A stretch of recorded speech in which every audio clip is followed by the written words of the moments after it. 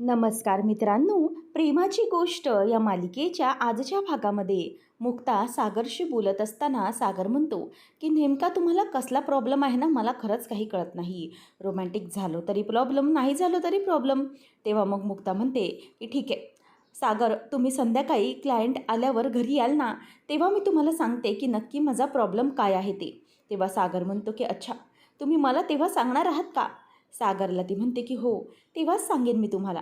मग आता हे ऐकल्यानंतर सागर खूपच खुश होतो आणि मुक्ता समोरून इतकं प्रेमाने बोलते हे पाहून त्याला खूप आनंद होतो.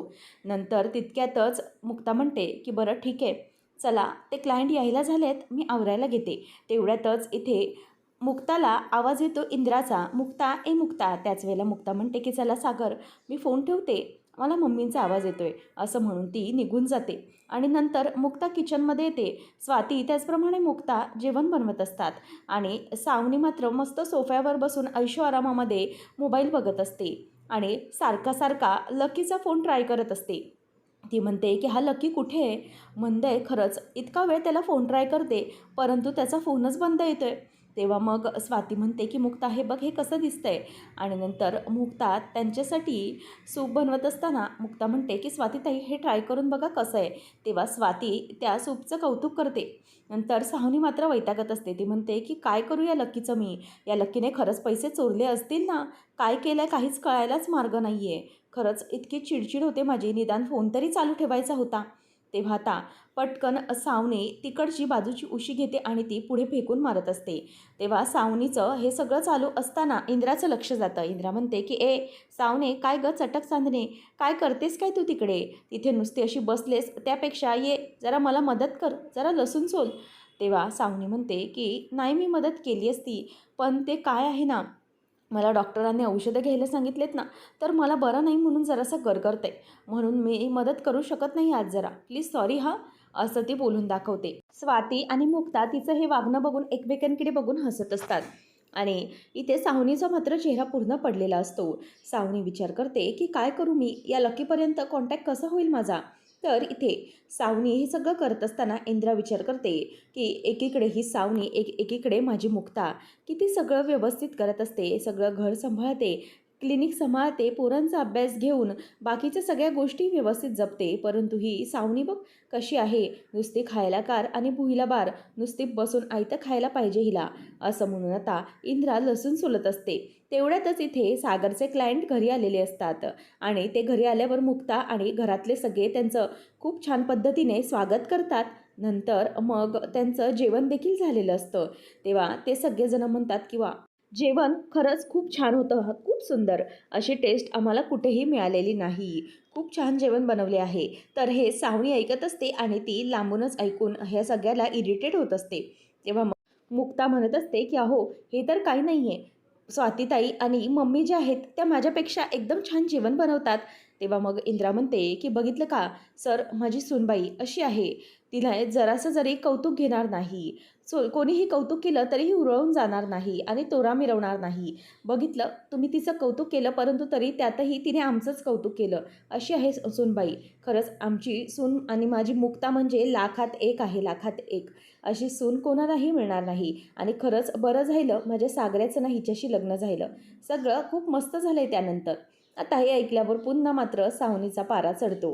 सावनीचं डोकं पुन्हा आता गरगरायला लागतं. ती म्हणते की काय चाललं यांचं, नुसता किती वेळा त्या मुक्ताचं कौतुक करणार आहेत. मी तर म्हणते ना, या सगळ्या कोळ्यांनी ना मुक्ता नावाचा जपच लावला पाहिजे. मुक्ता मुक्ता नुसता तिच्याच नावाचा जप सुरू असतो. मी तर वाट बघते की कधी त्या पैशांचा धमाका होतोय ते. यांचा सगळा मेलोड्रामा कधी संपतोय ना, खरंच कंटाळा आलाय मला हे सगळं ऐकून ऐकून. खूप वैताग येतोय. आता मी वाट बघते ते म्हणजे पैसे गायब झाल्याची न्यूज घरात पसरल्याची. ते जेव्हा घरात न्यूज पसरेल ना, तेव्हा मला बघायचं आहे की नेमकं काय घडते ते. तेव्हा येईल मग खरी मजा. मग तेव्हा नेमकं काय होणार आहे याच्यासाठी मला या मुक्ताचा चेहरा बघावा लागेल. खरंच फार मजा येणार आहे. नक्कीच हे सगळं करणार आहे आणि हे सगळं बघायला मी तर खूप आतुर आहे. तर इथे सागर अजून आलेला नाही, जेवणं झालेली आहेत. म्हणून मुक्ता ही सागरला कॉल करते आणि म्हणते की सागर कुठे आहात तुम्ही? त्यांचं सगळं आटोपलेलं आहे. तेव्हा सागर म्हणतो की येतोच आहे मी, सिग्नल लागलाय तिथे येतोय. मग मुक्ता त्यांना सांगते की एक 5-10 मिनटं द्या, सिग्नलवर सागर येतच आहेत. तेव्हा ते म्हणतात की नो प्रॉब्लेम, तोपर्यंत आपण छान गप्पा मारूया. मग आता मुक्ता म्हणते की हो, येस. तेव्हा मग सावनी तिथे लांबून बघत असते आणि इंदिरा म्हणते की तुम्हाला गोड खायला आवडेल ना? तेव्हा त्या क्लायंटला समजत नाही. ते म्हणतात गोड म्हणजे काय? तेव्हा मुक्ता म्हणते की स्वीट्स, डेझर्ट्स, गोडबद्दल बोलतायत. तेव्हा मग इंदिरा म्हणते की हो तेच ते. आणि ना काय आहे, आमच्या मुक्ताने रसमलाई बनवली आहे, ती खूप छान बनवते. म्हणूनच मुक्ता ते घेण्यासाठी म्हणून जाते. तर इथे लकी हा डॉक्टरांपाशी येऊन पोचतो आणि त्यांना पैसे देत म्हणतो की हे घ्या डॉक्टर पैसे, परंतु हे सगळं कोणाला काही समजणार नाही ना, काही प्रॉब्लेम तर होणार नाही ना? तेव्हा डॉक्टर म्हणतात की डोंट वरी मिस्टर लकी, काहीच घाबरण्याची गरज नाही आहे. आपण आता हे पैसे तुम्ही जमा केलेत ना, तर पुढच्या काही तासातच ऑपरेशनला सुरुवात करू. पण एक काम करा, या ऑपरेशनच्या आधी 4-5 तास तुम्ही काहीच खायचे नाही. बाजूच्या रूममध्ये जाऊन बसा, तिथे एक नर्स येईल, ती तुम्हाला पुढचं सांगेल. तर मग आता तो तर या डॉक्टर सावनीला फोन करून सांगतो की लकीने पैसे आणले आहेत. तेव्हा ती म्हणते की वा, दॅट्स अ ग्रेट न्यूज. म्हणजे याचा अर्थ मी जे पैसे घोड्यावर लावण्याच्या ऐवजी ज्या गाढवावर लावले, ते गाढवाने माझं काम केलं आहे म्हणजे. अच्छा, बरं झालं. आता पुढे काय करायचं आहे तुम्हाला चांगलंच माहीत आहे. मग ती असं म्हणून फोन ठेवते आणि त्यानंतर सावनी स्वतःच्याच मनाशी म्हणते की फायनली सावनी, आता तुझा हा प्लॅन अत्यंत योग्य रीतीने यशस्वी झाला आहे. आत्ता मला बघायचं आहे, आत्ता येईल खरी मजा, असं म्हणून ती हसत असते. नंतर इथे आता क्लायंटची रसमलाई खाऊन झालेली असते. सागर देखील आलेला असतो आणि क्लायंट्स म्हणतात की वा वा, खरंच खूप सुंदर आहे. खरंच तुमच्या हाताला एकदम मस्त चव आहे. अमेझिंग. अशी रसमलाई आम्ही कुठेही खाल्ली नव्हती, असं म्हणून ते तिचं कौतुक करत असतात.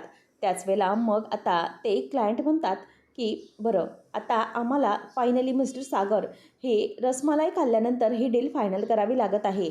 म्हणूनच आता आमचं असं ठरलेलं आहे की आम्ही ही डील फायनल करतोय. मिस्टर सागर, तुमचं बिझनेस सर्कलमधलं डेडिकेशन, त्याचप्रमाणे तुमचं वर्किंग पॅटर्न याची खूप जास्त चर्चा आहे आणि तुमचं काम त्याचप्रमाणे त्यात एक ॲडिशन म्हणजे मॅडमने आज केलेलं ती रसमलाई आणि जेवण खरंच आम्हाला खूप इम्प्रेस केलेलं आहे. असं जेवण आम्ही लंच किंवा डिनर कुठेही आजपर्यंत केलेलं नव्हतं. खरंच खूप मजा आली आज आम्हाला. तेव्हा मग सागर म्हणतो की हो, मग काय, कधीही तुम्ही येऊ शकता, अगदी हक्काने, हे तुमचंच घर आहे. तुम्ही कधीही लंच किंवा डिनरसाठी येऊ शकता. त्याच वेळेला हे ऐकल्यावर सगळे खुश होतात आणि मुक्ता म्हणते की येस, नक्कीच येऊ शकता. आणि हे सगळं पाहून सावनीचा पुन्हा चेहरा वाकडा होत असतो. तेव्हा मग आता ते म्हणतात की बरं, आम्हाला आता निघायचं आहे. मग सागर म्हणतो की येस, एक मिनिट. तो मुक्ताला म्हणतो की बरं मुक्ता, जरा प्लीज त्यांची कॅश आणून देता का? इंदिरा स्वातीला म्हणते की अगं स्वाती, जा त्यांच्यासाठी जरा रसमलाई पॅक करून दे. तेव्हा मग स्वाती आता रसमलाई पॅक करण्यासाठी जाते आणि इंदिरा मुक्ताला म्हणते की मुक्ते, तू जा, तू पैसे आणून दे. आणि मग मुक्ता ही तिच्या रूमकडे जात असते आणि या सगळ्याची वाट आता सगळेजण बघत असतात. म्हणजेच सावनी खरं तर ह्या क्षणाची खूप वाट बघत असते. त्यानंतर मुक्ता रूममध्ये निघून जाते आणि सावनी म्हणते की चला, आत्ता खऱ्या पिक्चरला सुरुवात झालेली आहे. खरं तर या चित्रपटातले पात्र आहेत सागर, मुक्ता, त्याचप्रमाणे सागरचे 2 क्लायंट आणि लकी कोळी आणि प्रेक्षक असणार आहे सावनी. सावनी ह्या सगळा पिक्चर आता मस्त एन्जॉय करणार आहे. आणि एक टीप आहे ती म्हणजे या चित्रपटातील सगळी पात्र ही वास्तविक आहेत. त्यांचा सत्याशी अगदी जवळचा संबंध आहे आणि ही सत्यकथेवर आधारित घटना आहे, असं म्हणून आता ती खूपच खुश होत असते. ती म्हणते की आत्ता खरं मला या रसमलाईची खरी मजा येणार आहे आणि पिक्चर बघता बघता हे खरंच खूप मस्त मजा येणार आहे. आतापर्यंत खूप मेलोड्रामा बघितला, आता रिअल स्टोरी मला बघायची आहे, असं म्हणून ती खुश होत असते. त्याच वेळेला इथे आता मुक्ता ही लॉकरकडे येते आणि तिचा लॉकर ओपन करते. त्याच वेळेला त्या लॉकरमध्ये काहीही पैसे नसतात. आता ते पाहिल्यानंतर मुक्ताला जबरदस्त धक्का बसतो. मुक्ता म्हणते की काय, याच्यातले पैसे कुठे गेले? आणि तिच्या पायाखालची जमीनच सरकते. ती म्हणते की काय झालं आहे सगळं? नाही म्हणजे याच्यातच तर पैसे होते, मी सकाळीच पाहिले होते, आता कुठे गेले ते पैसे? आता मुक्ता मात्र खूपच घाबरलेली असते. ती धावत धावत आता बाहेर जाते. सावनी विचार करते की काय झालं, ही मुक्ता अजून आली कशी नाही आहे? इतका वेळ कसा काय गेला? हिला ना धक्का बसला असणार, एवढा मोठा धक्का. मुक्ताची ना हालत अशी झाली, खाया पिया कुछ नाही, ग्लास चुडा बाराना. त्याच वेळेला आता मुक्ता बाहेर येते आणि सागरला म्हणते की सागर, जरा प्लीज 1 मिनिट आतमध्ये येता का? तेव्हा सागर म्हणतो की काय झालं आहे? मुक्ता म्हणते की प्लीज जरा या ना. तेव्हा सागरला हाताला धरून मुक्ता आणते आणि म्हणते की सागर, कपाटामध्ये पैसे नाही आहेत. आता हे ऐकल्यावर सागरलाही धक्का बसतो. सागर म्हणतो की काय, कपाटात पैसे नाहीत? कुठे गेले पैसे? तेव्हा सागर आता लॉकरमध्ये बघतो, आजूबाजूला सगळं बघतो आणि त्या फाईल्स वगैरे सगळं बाजूला करून तिथे दागिन्यांमध्ये कुठे आहेत का तिथे बघतो, तर तिथेही कुठेच पैसे नसतात. मुक्ता म्हणते की सागर, मला खरंच कळत नाही आहे, पैसे कुठे गायब झाले हो? मी सकाळी जेव्हा जात होते तेव्हा पैसे बघितले, तिथेच तर होते पैसे आणि म्हणूनच नंतर मी क्लिनिकला निघाले आणि त्यानंतर ही चावी फक्त माझ्याकडे आहे या कपाटाची. मग पैसे गेले कुठे? दिवसभर ही चावी माझ्या पर्समध्ये आहे, मग हे कुठे पैसे गेले? असा विचार आता मुक्ता करत असते आणि सागर सगळीकडे शोधू लागतो. सागर म्हणतो की नाही, हे पैसे अचानक कुठे जातील? आणि तो आता खूपच घाबरलेला असतो. दोघंजणही इकडे तिकडे शोधतात, परंतु कुठेच त्यांना काही सापडत नाही. मुक्ता म्हणते की सागर, मला खरंच खूप टेन्शन येत आहे. तेव्हा सागर म्हणतो की थांबा, तुम्ही जरा थांबा, आपण बघूया काय करता येईल ते. मुक्ता म्हणते की सागर, पण कपाटातनं पैसे गायब कसे होतील? मला कळत नाही आहे. ही चावी तर माझ्याकडे होती आणि सतत माझे पैशावर लक्ष होते. हे कसं घडलं असेल? सागर म्हणतो की थांबा, आपण पहिले क्लायंटशी बोलू.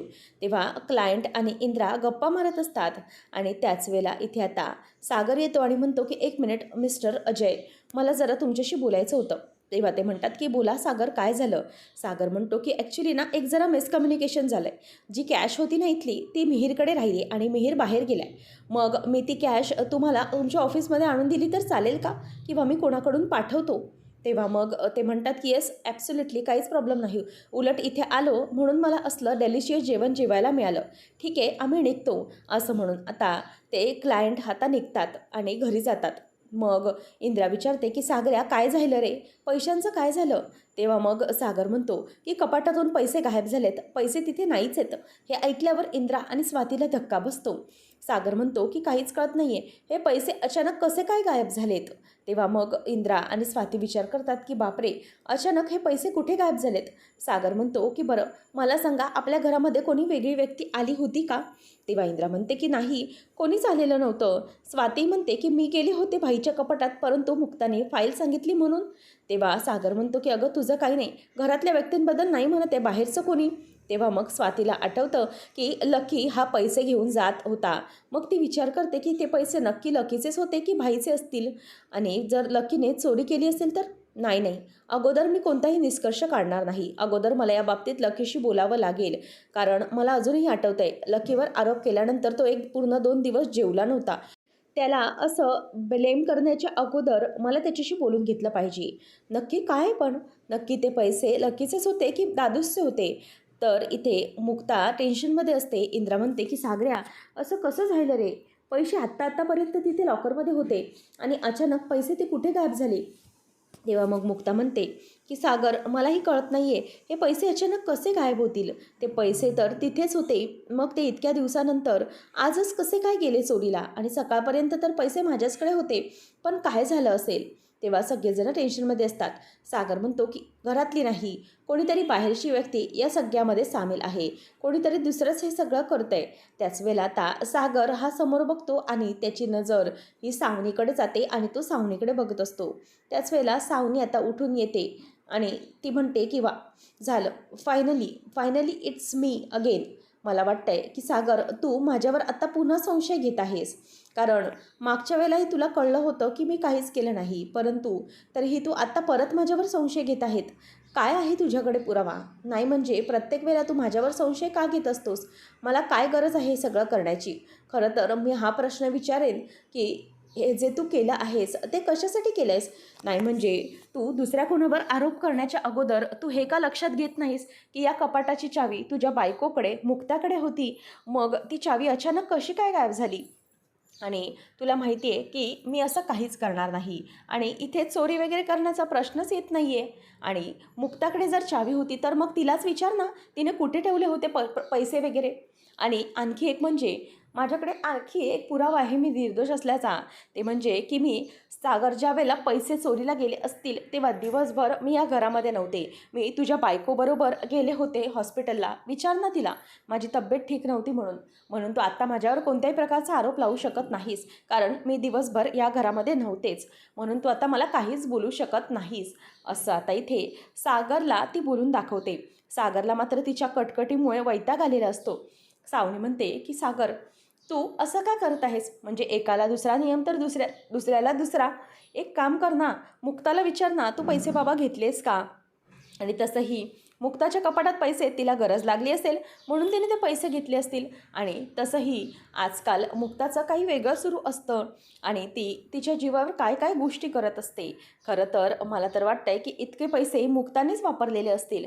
सध्या तिचे आई बाबा पण वर्ल्ड टूरवर गेलेले आहेत. कदाचित त्याच्यासाठी तिला हे पैसे वगैरे लागले असतील तर, असं सावनी बोलून दाखवत असते. परंतु आता सावनीने अशा प्रकारे मुक्तावर आरोप केल्यामुळे मुक्ता प्रचंड चिडते आणि म्हणते की एक मिनिट सावनी, माझ्यावर कोणत्याही प्रकारचे घाणेरडे आरोप करायचे नाहीत, लक्षात ठेवा. आणि मी जी काही माझ्या पैशांनी मजा मारते, काही करी मजा करत असेन ती माझ्या जीवावर करते आणि तेही राजरोसपणे करते. आणि माझ्या आईबाबांचाही खर्च जो मी करते तो मी स्वतःच्या मेहनतीच्या पैशांवर करते. जे माझे पैसे आहेत त्याच्यानेच करते. मला दुसऱ्या कोणाच्याही पैशांची काहीच गरज पडत नाही. आणि राहिला प्रश्न तर आईबाबांचा, इथून पुढे त्यांचं नाव घेतलं तर लक्षात ठेवा. आणि आणखी एक गोष्ट, माझ्या घरातच मला जर पैशांची गरज असेल तर मी विचारून घेईन ना पैसे. मला काय गरज आहे चोरी करण्याची? माझ्याच घरात मी चोरी कशासाठी करेन? माझे पैसे हे माझे आहेत. माझ्या नवऱ्याच्या पैशांवर माझा अधिकार आहे. तर मग मी ते सगळं का करेन? सागर आता मुक्ताला म्हणतो की मुक्ता, तुम्ही हे सगळं काय करताय? तुम्ही हिला काय एक्सप्लेनेशन देत बसलायत? तुम्हाला माहिती आहे ना ही कशी आहे ते? हिला काहीच बोलण्याची गरज नाही आहे. तिच्याशी बोलणं म्हणजेच व्यर्थ आहे. विचार काय आहे ते तुम्हाला माहीत आहे ना? जाऊ द्या, तिच्याकडे लक्ष देऊ नका. त्याच वेळेला आता सावनी म्हणते की वा सागर वा, हे मात्र मस्त बेस्ट आहे तुझं. नाही म्हणजे चोरी ज्या व्यक्तीकडे चावी आहे त्याच्याकडून झाली आहे, परंतु तरीही दोष मात्र दुसऱ्याला आहे तुझा. आणि हो, असं काय तुझं की तू असा वागतोयस? नाही म्हणजे आता तू हे सगळं करत होतास ते फक्त कशासाठी करत होतास ते मला कळलं. म्हणजे आरोप मात्र लावायचे आणि मात्र स्वतःच्या बायकोला प्रोटेक्ट करायचं. आता तर ना माझ्या तुझ्याकडून किंवा या घराकडून काहीच अपेक्षा नाही आहेत. कारण ज्या व्यक्तीकडे चावी आहे त्याला तुम्ही काहीच बोलत नाही आणि दुसऱ्याकडे बोट दाखवताय. म्हणूनच मी आता काहीच बोलणार नाही. काही झालं तरीही तुम्ही प्रोटेक्ट करण्याचं काम मात्र मुक्ताला करणार हे मला चांगलंच माहिती आहे. म्हणूनच आता जरी कोणीही पैसे घेत असलं तरीही तुम्ही हेच बोलणार आहात. या घरातले लोक चोरी का करतील? आणि माझ्यावरती अशा प्रकारचा अन्याय का? कारण मी जर चोरी केली नसेल, मी एवढी सांगते की मी इथे नाही, तरी तुम्ही माझ्यावर आरोप लावत असाल तर मात्र मी का ऐकून घेऊ? बरोबर की नाही? काय स्वाती, काय एक सासूबाई, बरोबर ना? तेव्हा आता सागर म्हणतो की बस झालं, तुझी ही बडबड आता मी ऐकणार नाही. आणि आता मला ही जास्तीची बडबड नको आहे, नाहीतर तुला आत्ताच्या आत्ता मी घराच्या बाहेर हकलून काढेन. हा आता मुक्ताही पुढे म्हणते की हो सावनी, तुम्ही म्हणताय की तुम्ही चोरी केलेली नाही म्हणून तुम्ही माझ्यावर आरोप लावताय, मला नको ते बोलून दाखवताय. परंतु जर इथून पुढे तुम्ही माझ्यावर आरोप लावलात ते ठीक आहे, माझ्या आईबाबांच्या बाबतीत काहीच बोलायचे नाही. आणि त्यावेळेला मग सावनी म्हणते की का नाही बोलायचं? हे जर सगळं सत्यच आहे तर मग मी का नाही बोलायचं? तेव्हा मग मुक्ता म्हणते की तुम्ही मला बोलण्याचा प्रश्नच येत नाही अहो, कारण मी माझ्या घरामध्ये चोरी करणं शक्यच नाही. हे माझं घर आहे माझं, आणि इथल्या गोष्टींवर माझा अधिकार आहे, ते मी मागून घेऊ शकते. चोरण्याची काहीच गरज नाही. आणि दुसरी गोष्ट म्हणजे आता सागर जसं म्हणाले की तुम्हाला घराच्या बाहेर काढतील, या सगळ्या प्रकरणाचा तपास मी करेन. परंतु जर मला आढळलं की हे सगळं तुम्ही केले, ही चोरी तुम्ही केली आहे, तर मात्र मग लक्षात ठेवा, सागर बाहेर काढण्याची वेळ मी येऊ देणार नाही. मी स्वतः तुम्हाला या घराच्या बाहेर हाताला धरून काढून देईन, लक्षात ठेवा. असं म्हणून आता मुक्ता तिथून रागाने निघून जाते आणि सावनी ही खूपच रागामध्ये तिच्याकडे बघत असते. आणि मुक्ता रूममध्ये येते, तिला खूपच भीती वाटत असते. ती म्हणते की हे सगळं काय घडलं आहे? अचानक पैसे कुठे गेलेत हे सगळे? सकाळपर्यंत तर ही कॅश इथे कपाटातच होती, आता अचानक ही कुठे गायब झाली आहे? असा विचार मुक्ता करते. आणि त्याच वेळेला आता ती पुन्हा कपाटाकडे बघते, ते रिकामच असतं. सागर येतो आणि सागर म्हणतो की मुक्ता काय झालं आहे? तेव्हा मग मुक्ता म्हणते की सागर, मी खरंच सांगते तुम्हाला, मला खरंच माहिती नाही ही कॅश कुठे गेली ते. अहो, ही सकाळपर्यंत इथेच होती आणि या कपाटाची चावी देखील माझ्याकडेच आहे एक. मग ही चावी कशी कुठे गेली? सागर, मी स्वामीं शपथ सांगते, खरंच मी काहीच केलेलं नाही. मला या कॅशबद्दल काहीच माहीत नाही. तेव्हा सागर म्हणतो की "अहो मुक्ता, हे काय करताय तुम्ही? तुम्ही शपथ वगैरे कशाला घेताय? माझा तुमच्यावर पूर्ण विश्वास आहे. तुम्ही काहीच करू शकत नाही. उगीचच तुम्ही कुठल्याही प्रकारचा असा मनाला लावून घेऊ नका. माझा तुमच्यावर विश्वास आहे. हे सगळं काय घडलंय ते मलाही अजूनही माहीत नाही." तेव्हा मग आता मुक्ता म्हणत असते की "सागर, मला आता खूप टेन्शन यायला लागलंय. मी काय करू, कसं करू, खरंच मला कळत नाही आहे सागर. हे सगळे पैसे अचानक कुठे गायब झाले? तुमचे क्लायंटला द्यायचे पैसे होते. इतके दिवस आम्ही तुमचे पैसे जपत होते, पण आज मात्र हे झालं." तेव्हा सागर म्हणतो की "मुक्ता, तुमच्यावर माझा विश्वास आहे." मुक्ता म्हणते की "मी काय करू मग त्या विश्वासाचं? आणि त्याचं मी सार्थकी ठरवू शकले नाही, कारण आता हे पैसे अचानक असे गायब झालेत. नाही, मला हे सहन होण्यासारखंच नाही आहे. एवढी कॅश होती, ती कुठे गेली असेल? कोण घेऊन गेलं असेल? सागर, परंतु मी एक वचन तुम्हाला नक्की देते, काही झालं तरीही त्या चोराला मी शोधून काढेन. ही कॅश कोण घेऊन गेले, कोणी गायब केले हे मी शोधल्याशिवाय शांत बसणार नाही. परंतु हे सगळं कोणी केलं असेल असा विचार आता दोघांच्याही डोक्यामध्ये येत असतो. मुक्ता म्हणते की सगळे घरातले होते, कोणी आपल्या घरात बाहेरचं आलं नाही. मग नेमकं काय झालं असेल असा विचार आता सागर करत असताना मुक्ता आणि सागर हे दोघेही एकमेकांकडे बघतात आणि त्यांच्या डोक्यामध्ये आता लकीचा विचार येत असतो. तर आता पुढच्या भागात आपण पाहणार आहोत, मुक्ताला स्वाती म्हणत असते की "स्वाती, अगं लकी ना काही पैसे घेऊन जात होता. म्हणजे तो सांगत होता की हे त्याचे मित्राचे पैसे आहेत." तेव्हा हे ऐकल्यावर मुक्ताला धक्का बसतो आणि ती म्हणते की "मी त्याला जाताना पाहिलं होतं. ते एक पैशांचं बंडल घेऊन तो चालला होता." हे ऐकून आता मुक्ताला धक्का बसतो. म्हणूनच आता मुक्ता ही लकीच्या रूममध्ये जाते आणि तिच्या रूममध्ये गेल्यानंतर त्याच्या कपाटातून एक किल्ली बाहेर पडते आणि ती म्हणते की "माझ्याच लॉकरची ही डुप्लिकेट चावी लकीने बनवून घेतली, याचा अर्थ लकी नाही, अजिबात नाही. मला लकीशी बोललं पाहिजे." तर लकी आता रूममध्ये असतो. मुक्ता त्याच्याकडे येते आणि म्हणते की "लकी, प्लीज सांग, हे सगळं काय आहे? ही डुप्लिकेट चावी काय आहे? माझा तुझ्यावर पूर्ण विश्वास आहे. तू हे काहीही करणार नाहीस. सांग लकी, नेमकं काय झालं आहे? माझा तुझ्यावर पूर्ण विश्वास आहे." तेव्हा मग लकी म्हणतो की "नाही वहिनी, यावेळेला मी तुझ्या विश्वासाला पात्र ठरू शकलो नाही. तुझा विश्वासघात केलेला आहे मी. हो, ती कॅश मीच चोरलेली आहे." हे ऐकल्यावर मात्र आता इथे मुक्ताच्या पायाखालची जमीन सरकते. काय बोलावे आणि काय नाही हे मुक्ताला काहीच समजत नाही. मुक्ता म्हणते की "काय हे लकी, तू काय बोलतोयस?" आता लकी जेव्हा सावनीचं नाव घेणार तेव्हा नेमकं मुक्ता सावनीचा कशाप्रकारे समाचार घेणार आहे आणि ते पैसे कसे परत मिळवणार हे पाहणं रंजकतेचे ठरणार आहे. अशाच अपडेट्ससाठी चॅनलला नक्की सबस्क्राईब करा.